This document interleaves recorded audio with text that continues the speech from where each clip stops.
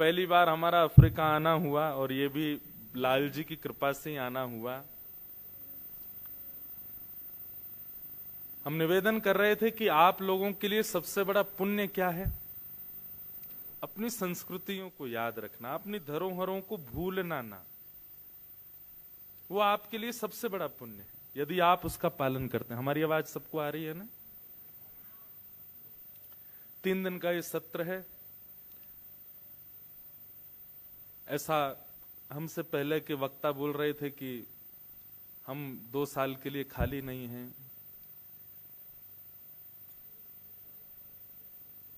सब बेस्ड होता है प्रायोरिटीज पर।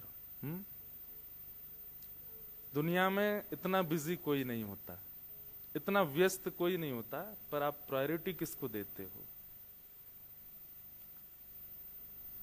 और हमने दी है अफ्रीका वालों को इस बार। ये क्योंकि जब उनका हमारे शाह फैमिली, जानी फैमिली, इन लोगों का बहुत भाव था, महाराज जी आप आइए एक बार नायरोबी। मैंने कहा वहां सुनेगा कौन हमको, वहां कोई जानता भी नहीं होगा। बोले नहीं आप कोई बात नहीं, आ जाइए, ठाकुर जी को तो सब जानते हैं। मैंने ठीक है। तो बहुत मुश्किल से मैंने कहा कैसे समय दें, कैसे समय दें, पर हमारी जो शाह फैमिली की जो माता जी हैं, इन्होंने इतने फोन किए, इतने फोन किए। एक बार तो मैं सोचा, मैंने कहा भाई कैसे करें। अब उनका करुण भाव भी मुझे लगता था कि मैं व्यस्त हूं पर कैसे जाऊं। तो इन डेट्स में मेरी दरभंगा बिहार में कथा थी, 1 मार्च से 7 मार्च तक। फिर दरभंगा में जिनके यहाँ कथा थी उनको कॉल करके हमने कहा भाई आपकी कथा आगे कर दें। तो पहले तो वो बोले कि महाराज जी हम भी सोच तो रहे थे, ठीक है ये डेट खाली हो गई। हमने इनको कहा ठीक है चलो ये डेट्स खाली हैं, अब हम आ रहे हैं।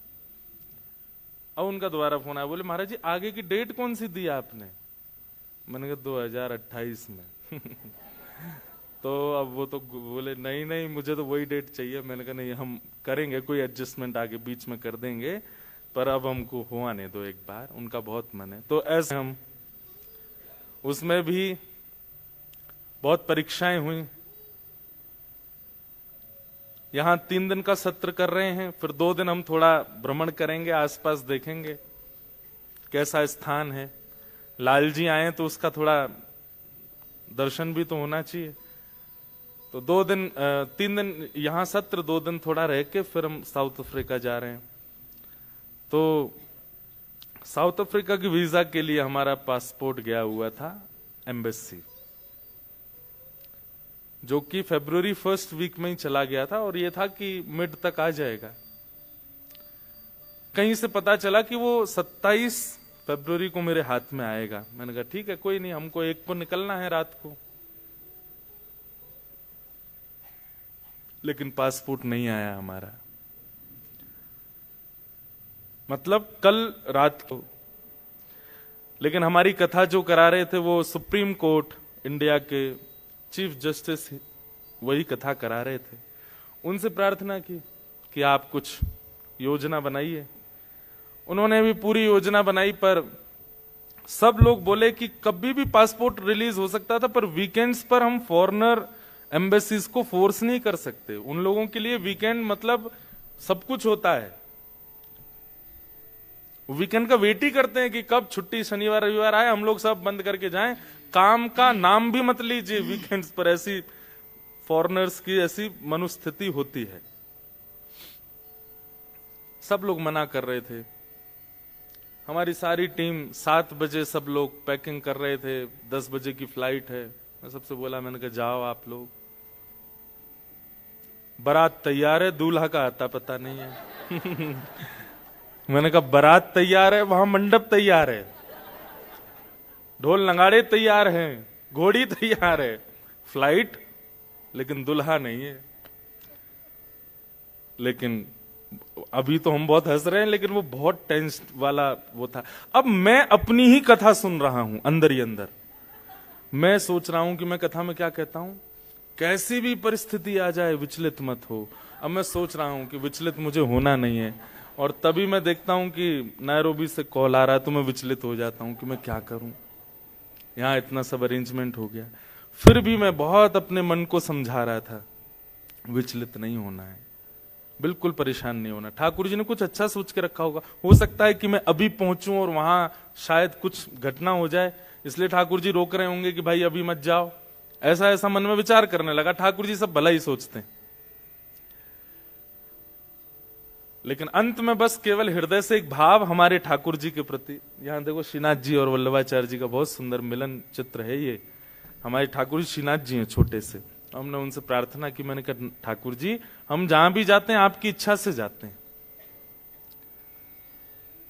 आपने इच्छा प्रकट की थी कि आपको जाना है नैरोबी, तो फिर पहले ही कुछ योजना ऐसी बनाते कि इतनी व्यवस्था वहां न हो पाती और कैंसिल हो जाता। अब एंड मूवमेंट पर ये क्या चल रहा है माहौल,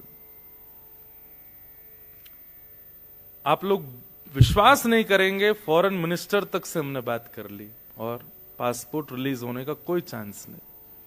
उन्होंने भी ये कहा कि 12 बजे से पहले हमको पता होता तो भी हम कुछ करते, अब तो शाम हो गई है, 7 बजे मैं बात कर रहा हूं। बोले अब कुछ नहीं हो सकता।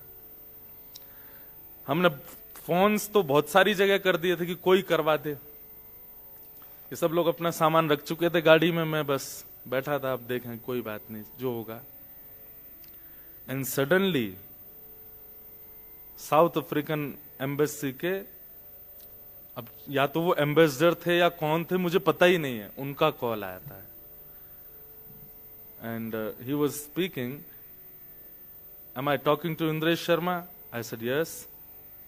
Within 25 minutes, please come to South African Embassy and take your passport.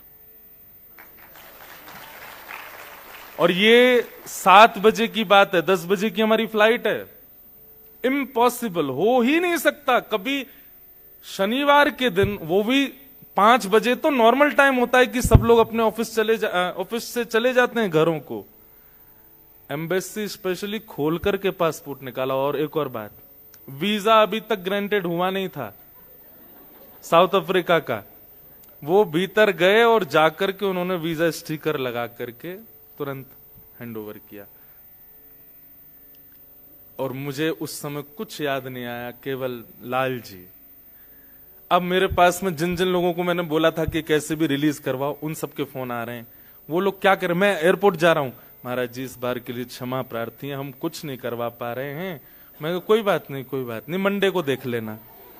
और आप विश्वास नहीं मानोगे, जितने फोन कॉल्स आए सबने मना कर दिया, बोले कि इस बार हम कुछ नहीं कर पाए, मंडे को हम पक्का रिलीज करवा देंगे। मैंने कोई बात नहीं, बिल्कुल। मैंने किसी को नहीं बोला कि पासपोर्ट मिल गया है। और मैं आज तक यही सोच रहा हूं कि ये मिला कैसे, ये हुआ कैसे। अब वो एम्बेसडर को या जो भी, उसको हमने फोन करके पूछना भी नहीं चाहा कि किसने तुमको बोला, क्यों वो विश्वास में चाहता हूं कि मेरे मन में रहे कि नहीं, लाल जी ने ही करवाया, या हमारे लाल जी की कृपा है। तो ये पूरी बात हमने इसलिए बताई है कि बहुत मेहनत लगी है हमको यहां आने में। आप लोग उसका रिवर्ट जरूर दीजिएगा। और रिवर्ट केवल आपको इतना देना है कि जो भी भाव आप सुनेंगे यहां पर, मैं अभी तक सोचा ही नहीं मैं क्या बोलूंगा, जो भी भाव प्रकट होगा बहुत भाव से सुनिएगा, उसको इम्प्लीमेंट करने का प्रयास कीजिएगा अपने जीवन में। और आज रविवार तो आप सब लोग बहुत आए, पर ऐसा ना हो कि कल और परसों हम बेचारे 2 परिवारों को ही कथा सुनाते रहें। तो ये 2 दिन 3 दिन हमको दीजिए, अच्छे से खूब भाव से पधारिए। और मुझे बहुत अच्छा लगा आकर के, यहाँ के सब लोगों को देख करके बहुत मन में, मुझे तो थोड़ी थोड़ी खुशबू इंडिया जैसी लगी, यहाँ की मिट्टी की जो खुशबू है। तो आप सब लोग बड़भागी हैं कि आप लोगों को सत्संग बहुत सहजता से यहाँ मिल जा रहा है। इंडिया में इतने वक्ता हैं, इतने प्रवक्ता हैं, इतने प्रवचन करने वाले संत ऋषि सब लोग हैं, फिर भी लोग वंचित रह जाते हैं। पर स्पेशली कोई वहां से यहाँ और इतने लोग जुट जाएं और उनकी व्यवस्था हो, इसको आप सौभाग्य मानिएगा। हम कह रहे थे कि पार्लियामेंट में वो जाता है जिसको इलेक्ट किया जाता है, और उसको पूरे अधिकार होते हैं पार्लियामेंट में बैठने के। ठीक वैसे ही ये भी एक भक्ति की पार्लियामेंट है। यहां पर भी आप सब लोग सिलेक्ट किए गए हैं आने के लिए। ठाकुर जी, किशोरी जी, उनकी बड़ी कृपा है आप लोगों के ऊपर कि आप सब लोग यहाँ आए हैं। आपका बहुत बहुत स्वागत, बहुत बहुत अभिनंदन। एक दो बात हम बता दें। देखो,